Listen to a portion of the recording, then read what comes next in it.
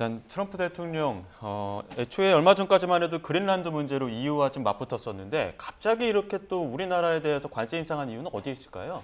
그러니까 정말 트럼프 대통령 럭비공 리더십이 언제 어떻게 어디로 튈지 모르는데 결국 이제 우리나라로 튀었는데요.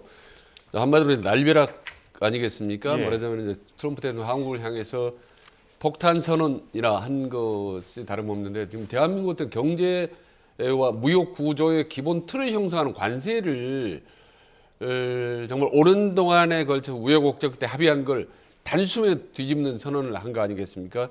참 이게 과연 중요한 거는 실제로 저렇게 올릴 의지가 있는 건지 왜 저렇게 나오는 건지 우리가 상당히 좀 자체적 파악을 해볼 필요가 있다. 정보통신망법을 최근에 통과한 데에서 미국에서 정부가 상당히 불편을 토로했지 않습니까? 거기다 또 온라인 플랫폼 규제 움직임 이런 것들에 대해서 상당히 우리 국내 정책 문제에 대해 트럼프 대통령이 상당히 좀 비판적인 메시지를 내왔기 때문에 여기에는 어떤 상당히 정치적인 저는 의도가 있다고 봅니다. 예. 추후 이제 말씀드리겠지만은 이런 점에서 우선 그 원인 트럼프의 속셈 이 부분을 파악하는 게 우리가 대단히 중요하다는 생각이 듭니다. 네, 일단 명분으로는 그 국회에서 특별법이 계류되어 있다는 걸 이유를 삼았는데 그 이유에 대해서는 어떻게 분석하세요?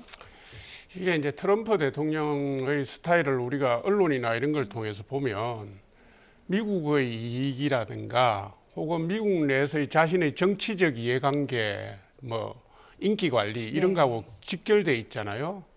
근데 지금 잘 아시는 것처럼 지난번에 작년 10월 29일 날 경주에서 그 정상회담하고 한미 간의 공동 팩트 시트 발표를 했지만 미국의 입장에서는 한국과 관련된 속셈이 그걸로 해서 다 관철된 게 아니거든요. 예를 들면 국방비 정액 문제도 있고 주한미군 주둔에 대한 비용 문제라든가 지휘 협상 문제도 있고 그다음 알래스카 뭐 LNG 관련 뭐 투자를 하니 많이 이런 내용들이 다 얽혀 있어요. 그러니까 거기에다가 지금 정보통신망법 개정안 온라인 플랫폼 규제 관련해서 불만도 있고 요새 뭐 쿠팡까지 엎어서 뭐 이렇게 복잡한데 이런 트럼프 대통령의 그 불규칙한 행보, 인기 위주의 행보를 우리 정부가 미리 예상을 하고 대응에 나섰어야 되는데 잘 아시는 것처럼 대미투자특별법을 국회에다가 제출만 해놓고 심의조차도 하지 않았거든요. 그럼 이재명 정부가 도대체 뭘 한 겁니까?